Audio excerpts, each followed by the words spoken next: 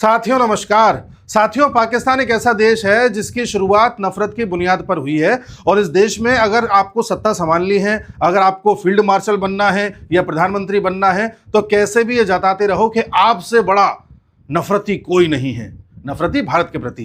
तो ऐसी स्थिति में आसिम मुनीर ये जानता है कि जो ये फील्ड मार्शल बन चुका है तो फील्ड मार्शल की कुर्सी बनाए रखने के लिए, पाकिस्तान को टूटने से बचाए रखने के लिए लगातार कोई ना कोई एक ऐसी बात छेड़ते रहो जिससे कि वहां के लोगों को ये लगे कि यही है जो भारत को सबक सिखा सकता है। क्योंकि वहां के लोगों को इल्यूजन में रहने की आदत है, उन्हें लगता है कि वो दूसरी दुनिया के लोग हैं और हर चीज वही जीतते हैं। एशिया कप भी वही जीत गए हैं और वो तो इस बात पर भी खुश हो रहे हैं कि उनका जो फटीचर होम मिनिस्टर है वो हमारी ट्रॉफी लेकर के भाग गया है, तो वही मान रहे हैं बहुत बड़ा काम हो गया है।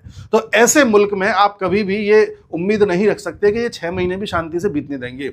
ऐसी स्थिति में एक खबर आ रही है कि जो गुजरात बॉर्डर है वहां पर, यानी कि सर क्रीक के पास, पाकिस्तान अपनी मिलिट्री प्रेजेंस को बढ़ा रहा है, मिलिट्री इंफ्रास्ट्रक्चर को बना रहा है, नेवी इंफ्रास्ट्रक्चर को बढ़ा रहा है और वहां पर अलग अलग तरह के इंटेलिजेंस इनपुट्स को भी बढ़ा रहा है। यह बात कल पता चली जब राजनाथ सिंह जी गुजरात में स्पीच दे रहे थे, तब उन्होंने कहा कि पाकिस्तान जिस तरह से गुजरात बॉर्डर के पास अपनी मिलिट्री की प्रेजेंस बढ़ा रहा है, पाकिस्तान इस बात को याद रखे कि कराची का रास्ता क्रीक से होकर जाता है, यानी कि अब क्या अगर इसने हिमाकत करी तो इसके हाथ से कराची चला जाएगा। पूरी बात क्या है, क्या क्रीक है, क्या कराची, किस तरह का पूरा मामला है, ये क्यों कर रहा है, इन सब पर एक डिटेल्ड एनालिसिस करते हैं। आइए देखिए, राजनाथ सिंह जी ने बताया कि पाकिस्तान अपनी मिलिट्री इंफ्रास्ट्रक्चर को बढ़ा रहा है नियर सर क्रीक। ठीक है जी। इस पर पूरी दुनिया में इस समय ट्रेंड कर रही है ये न्यूज, भारत में भी अलग अलग लोग इस पर चर्चा कर रहे हैं और साथ ही हमारे राजनाथ सिंह जी ने यह कह दिया है कि road to Karachi goes through Sir Creek. Sir Creek से रोड जाती है कराची की। साथियों, एक बात आपको पता होगी कि पाकिस्तान झूठ फैलाने में नंबर 1 है।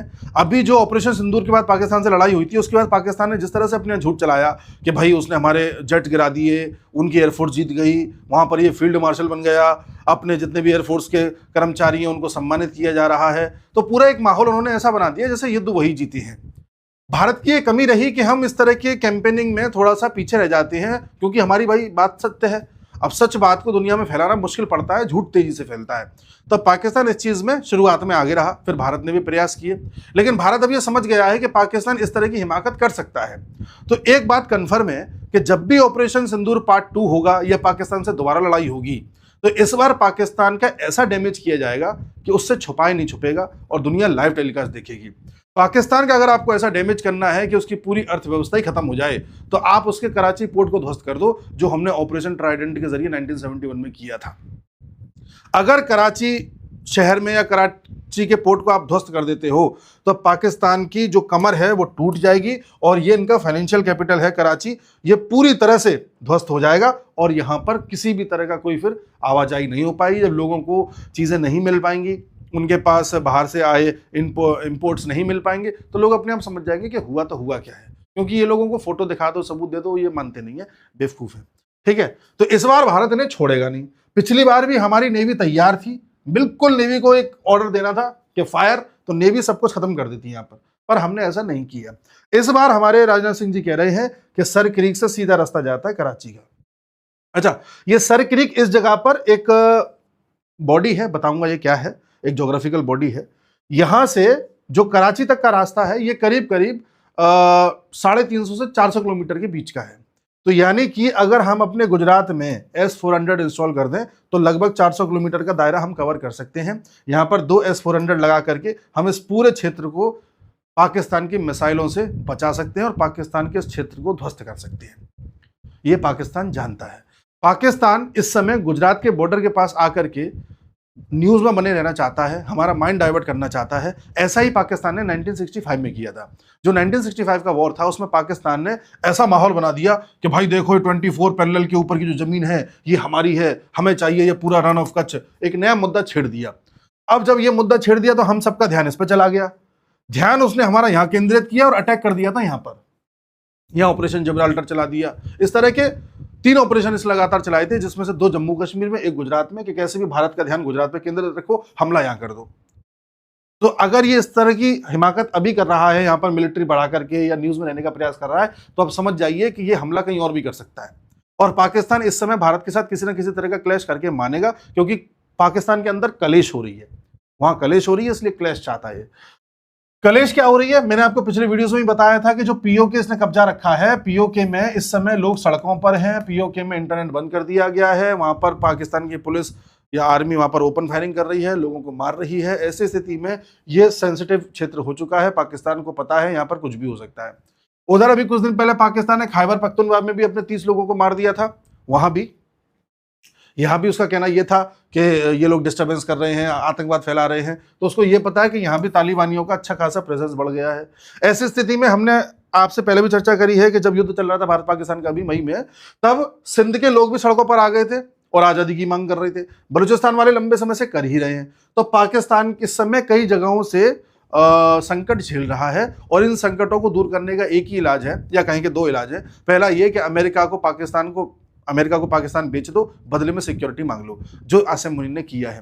दूसरा ये है कि कैसे भी करके ये दिखा दो कि हमारा भारत से युद्ध होने वाला, जिससे पाकिस्तान के लोग एक हो जाएं कि हाँ भारत से हो रहा है तो पहले भारत को निपटाते हैं। ऐसा करके ये लोग एक हो जाते हैं, इनको नफरत सिखाई जाती है भारत के प्रति। तो भारत के प्रति नफरत की बात कर दो तो ये हाल तुरंत आपके साथ खड़े हो जाते हैं। तो ऐसी स्थिति में पाकिस्तान के लिए या आसिम मुनीर के लिए यही एक इलाज है कि वो भारत के प्रति नफरत फैलाए। तो ऐसा वो कर रहा है, तो इसमें आपको हैरानी नहीं होनी चाहिए। दूसरी बात यह है कि जो ये सिंध के पास अपनी प्रेजेंस बढ़ा रहा है, इसके पीछे कारण यह भी है कि इसको यह पता है कि सिंध में समय समय पे लोग सड़कों पर उतर रहे हैं, और दूसरा बलूचिस्तान में लोग सड़कों पर उतरते हैं। बलूचिस्तान में जो BLA है, बलूचिस्तान लिबरेशन आर्मी, इसको पाकिस्तान ने अमेरिका के द्वारा एक आतंकी संगठन घोषित करा दिया है। यानी कि अब पाकिस्तान खुल करके इन पर टूट पड़ सकता है और कोई कुछ नहीं बोलेगा, क्योंकि यहाँ आतंकी घोषित हो गए हैं। तो इन पर टूटने के लिए जरूरी है कि आपका यहाँ पर मिलिट्री इंफ्रास्ट्रक्चर अच्छा हो। यहाँ पर मिलिट्री इंफ्रास्ट्रक्चर बनाओगे बलूचिस्तान में तो वो लोग बनने नहीं देते हैं, तो सिंध में बनाओ, यहाँ से भारत को भी धमकाओ और इधर से यहाँ भी ऑपरेशन चलाओ, और सिंध में हो तो सिंध वाले लोग कुछ करेंगे नहीं। तो इसको यहाँ से कई सारे बेनिफिट्स मिल सकते हैं। अब इसने पिछले दिनों यहाँ पर कौन कौन से डेवलपमेंट किए हैं, तो जो मीडिया में अवेलेबल हैं, जो डॉक्यूमेंट्स अवेलेबल हैं, उसके बेसिस पर हम चर्चा कर रहे हैं। बाकी हिडन चीजें क्या हैं वो किसी के सामने नहीं है, हमारे इंटेलिजेंस के अलावा। पाकिस्तान की जो एयरफोर्स है उसने एक बेस बनाया है भोलारी। ये भोलारी 2017 में बनाया गया था, सिंध में बनाया गया है। इस बेस को पूरा सदर्न कमांड द्वारा कंट्रोल किया जाता है, और इसको इतना बड़ा बेस बना दिया गया है कि पूरा ये सिंध बलूचिस्तान वाले क्षेत्र में यहां से अच्छे खासे तरीके से पाकिस्तान ऑपरेट कर सकता है। तो इस पर लगातार डेवलपमेंट बढ़ा रहा है वो। उसके अलावा PNS हमीद, ये PNS हमीद एक तरीके से रेडियो ट्रांसमीटर फैसिलिटी है जो पाकिस्तान की नेवी को दी गई है। जितनी भी सबमरीन्स आसपास में घूमती हैं, जितनी पाकिस्तान की नेवी है, उन सबको ये कम्युनिकेट करेगी, ऑर्डर्स देगी, और जिस तरह से नेविगेट करना है उस तरह से नेविगेट करवाएगी, वो भी बहुत कम फ्रीक्वेंसी पर।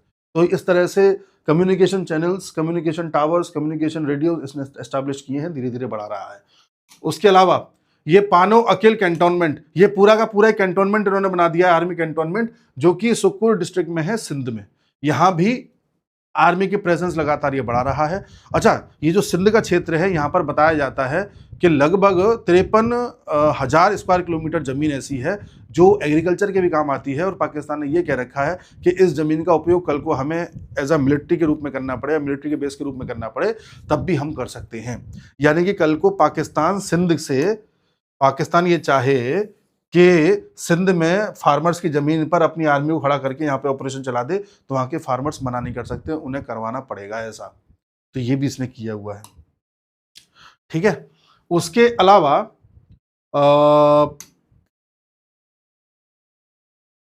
पाकिस्तान ने एक नया रॉकेट कमांड भी लॉन्च किया है, जो कि सिंध में ही है। पाकिस्तान को ये पता चल गया है कि मई में जिस तरह से उस पर मार पड़ी है, उस लूप होल्स को वो पहचान गया है, उन पर ये काम कर रहा है। ऐसी स्थिति में काम करते ही उसने अपना रॉकेट कमांड लॉन्च किया है पूरे पाकिस्तान में, जिसका एक विंग इसने सिंध में भी लॉन्च किया है और बड़े स्तर पर वहाँ काम कर रहा है। तो ये तो वो डेवलपमेंट है सामने आ रहे हैं। चीज़ें इसकी पहले से थी वहाँ पे, इनको और बढ़ा रहा है, मजबूत कर रहा है, और जो इसने मई में मार झेली है उससे निपटने का प्रयास कर रहा है कि अगली बार ऐसा ना हो। हमने जो इसके बेसिस तबाह किए थे उनको भी रिकवर करवा रहा है।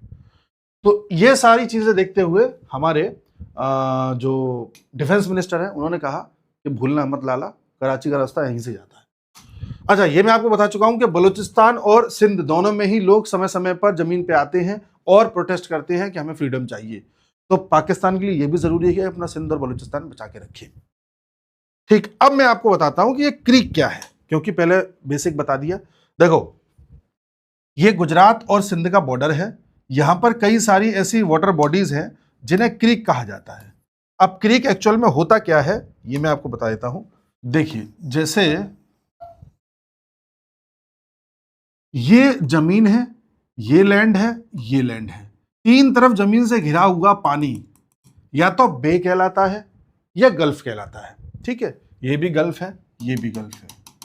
लेकिन जब इसकी थिकनेस कम हो जाए, यानी कि कुछ ऐसा हो जाए बिल्कुल पतला सा, कोई ऐसा रास्ता, ठीक है, ऐसा करके कुछ कर दिया जाए, बिल्कुल पतला सा रास्ता हो जाए, ये यानी छोटा सा ऐसा जल का रास्ता, कोई एस्चुरी टाइप की, ज्वार नदमुख टाइप का, जो आसपास जमीन से घिरा हुआ है, तो इसे बोलते हैं क्रीक।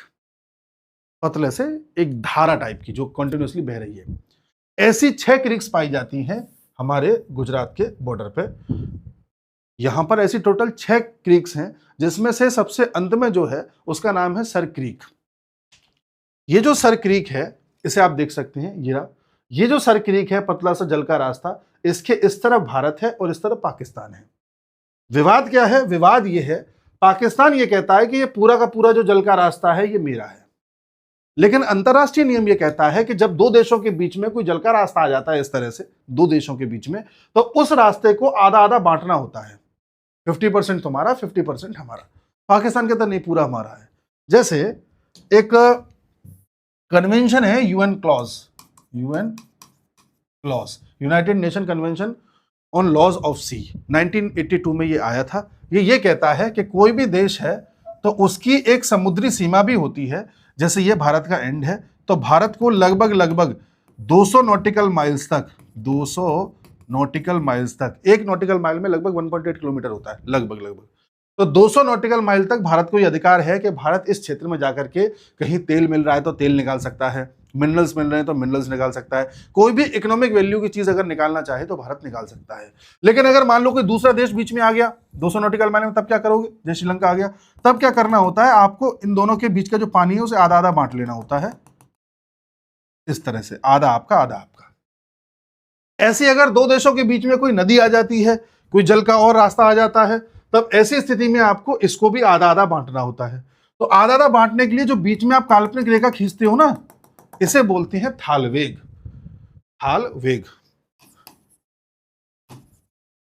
थालवेग प्रिंसिपल है, अमेरिका से आया है, कि जब भी दो देशों के बीच में बॉर्डर बनाती हुई कोई नदी है तो उस नदी के बिल्कुल बीच में डॉट करते हुए आधा इस तरफ इनका, आधा इस तरफ इनका, ऐसा कर दिया जाता है। तो भारत कहता है कि हम थालवेग को मानते हैं, पाकिस्तान कहता है थालवेग को नहीं मानते, हम मानते हैं कि जो हरी वाली लाइन है ये बॉर्डर है इंडिया पाकिस्तान का, यानी कि इसके इधर का पूरा पानी इनका। भारत कहता है नहीं, ये जो लाल वाली है ये है बॉर्डर। पाकिस्तान कहता है कि थालवेग क्यों मान रहे हो आप? थालवेग तब माना जाता है जब लगातार पानी बहता रहे, लेकिन ये तो पूरा दलदली क्षेत्र है, यहाँ पर तो दलदल है, आप इसे क्यों मान रहे हो? तो भारत कहता नहीं, दलदल नहीं है, यहाँ पर लगातार पानी बहता रहता है, ये टाइडल क्षेत्र है, यहाँ पर समुद्र का पानी भी अंदर आता है, यहाँ नदियों का पानी भी आता है, तो ये लगातार नेविगेबल पानी है, यहाँ पर नेविगेशन लगातार होता है, यहाँ पर शिप्स वगैरह ले जाई जा सकती हैं, नाव ले जाई जा सकती हैं। लेकिन पाकिस्तान मानने को तैयार नहीं है। साथियों, एक चीज और बता दूं, ये पूरे गुजरात के आसपास का जो क्षेत्र है, अगर आपको मैप ना समझ में आ रहा हो तो ये समझ लें कि गुजरात इस तरह से लेटा हुआ है, यही है जिसको जूम किया गया है, ठीक है। तो ये जो गुजरात के आसपास का बॉर्डर है, ये वाला, ये बड़ा ही पोरस टाइप का बॉर्डर है, क्योंकि यहां पर दलदल बना हुआ है, कच्छ है, यहाँ पर रेत है, वहां पर कई सारी नदियां आती हैं, लूनी नदी भी आती है, लूनी नदी कच्छ को दलदल टाइप का बना देती है, और ये बॉर्डर तो कुछ ज्यादा ही दलदल है, बिल्कुल मार्शी लैंड है। तो यहाँ पर फेंसिंग करना मुश्किल है, यहाँ पर बाउंड्री डिमार्केट करना बड़ा मुश्किल है, क्योंकि जो ये धाराएं हैं पानी की, ये भी समय समय पर अपना रास्ता बदल लेती हैं, कभी चौड़ी कभी पतली हो जाती हैं, सीजन के अनुसार बदलती रहती हैं, तो बड़ा मुश्किल पड़ता है। तो ऐसी स्थिति में पाकिस्तान के साथ यहाँ पर जो हमारी फेंसिंग है वो प्रॉपर नहीं हो पाई है, जिसका फायदा पाकिस्तान उठाता है और समय समय पर कोई ना कोई बकवास करता रहता है। ऐसी बकवास इसने 1960 के दशक में की थी, जहां पर इसने ये बोला था कि भाई ये जो पूरा कच्छ है ये हमारा है। यहीं से इसने विवाद स्टार्ट किया था और उसको युद्ध तक ले गया था ये, और बोलता है कि यहां से लैटिट्यूड जा रहा है 24 डिग्री नॉर्थ, 24 डिग्री पैरेलल बोलते हैं, बोलता है इसके ऊपर का पूरा कच्छ जो है हमारा है। अब आपका है, चलो तुमने ये बोल दिया, किस बेसिस से बोल रहे हो? तो पुराने निकाल के लाता है मैप्स, ब्रिटिश काल के मैप निकाल लाएगा, पुराने राजा महाराजाओं के काल के मैप निकाल लाएगा, देखो ये ऐसा है। तो भैया पुराने मैप के अनुसार तो पूरा पाकिस्तान हमारा था, आजा। तो बेकार की बातें हैं इसकी।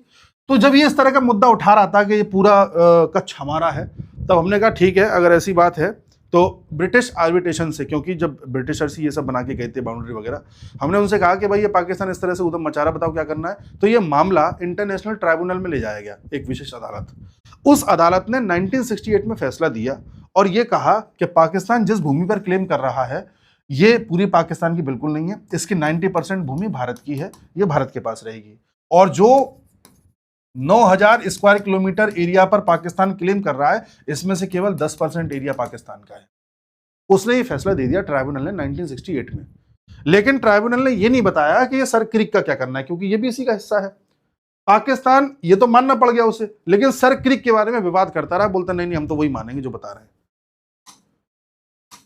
ये वाला हरी वाली लाइन, हमने कहा यार तुम ये किस बेसिस पर बोल रहे हो यार, जबरदस्ती क्यों पीछे पड़े हुए एक चीज पर। तो पाकिस्तान का कहना यह था कि देखो भाई ऐसा है कि 1914 में जो बॉम्बे की गवर्नमेंट हुआ करती थी, उसने एक रेजोल्यूशन पास किया था जिसके तहत यह तय किया गया था कि जो हरी वाली लाइन है वही जो है भारत पाकिस्तान की बॉर्डर या उस समय की बॉर्डर रही होगी। अब आप कहोगे ये क्या है, तो ये भी मैं आपको बता दूं। हुआ ये था कि 1908 में, थोड़ा बैकग्राउंड में जाते हैं पाकिस्तान क्यों पगलाया हुआ है। 1908 में एक डिस्प्यूट अराइज हुआ था, राव जो कि रूलर थे, कच्छ के राजा जो थे, एंड सिंध गवर्नमेंट, और जो सिंध की गवर्नमेंट, जो पाकिस्तान का सिंध अभी है, और हमारे जो कच्छ में राजा थे, इन दोनों के बीच में विवाद हो गया था कुछ एरिया को लेकर के। इसके बाद में जो बॉम्बे गवर्नमेंट है, देखिए पहले आपको पता है आजादी से पहले और उससे भी पहले चले जाओ तो ये पूरा क्षेत्र बॉम्बे प्रेसिडेंसी में आता था। तो जो बॉम्बे गवर्नमेंट है उसने रेजोल्यूशन पास करवाया 1914 में, और उन्होंने ये कहा कि भाई देखो ऐसा है, तुम दो लोग अपनी, ये आपका कच्छ हो गया, ये आपका सिंध हो गया, ऐसे करके सिंध और कच्छ के बीच में बाउंड्री सेटल कर दी थी। अब ये जो 1914 का रेजोल्यूशन आया था, इसमें 2 पैराग्राफ ऐसे हैं जो बड़े ही विवादित टाइप के हैं। इसमें एक पैराग्राफ 9 है जो ये कहता है, पैराग्राफ 9 ये कहता है, ध्यान से सुनना, कि जो हरी वाली लाइन है यही बॉर्डर होगी कच्छ की और सिंध की। यानी कि जो ये क्रीक दिखाई दे रही है आपको, सर क्रीक, इसका सबसे ईस्टर्न मोस्ट पार्ट जो है वो बॉर्डर होगा। पाकिस्तान कहता हम इसी पैरा 9 को मानते हैं, 1914 के रेजोल्यूशन को मानते हैं। देख लो कच्छ और सिंध के बीच में बॉम्बे गवर्नमेंट ने किस तरह से फैसला किया था। हमने कहा ऐसा है लाला, इसका पैराग्राफ 10 भी देख लो। पैराग्राफ 10 ये कहता है कि अगर कोई भी 2 प्रांतों के बीच में कोई ऐसी वाटर बॉडी आ जाती है तो उसका निवारण थालवेक प्रिंसिपल से किया जाएगा। अब थालवेक प्रिंसिपल देखोगे तो फिर लाल वाली बाउंड्री हो गई। अब आप कहोगे कि पैरा 9 माने कि पैरा 10 माने, तो यही तो मैं कह रहा हूं कि विवादित है, समझ में ही नहीं आ रहा।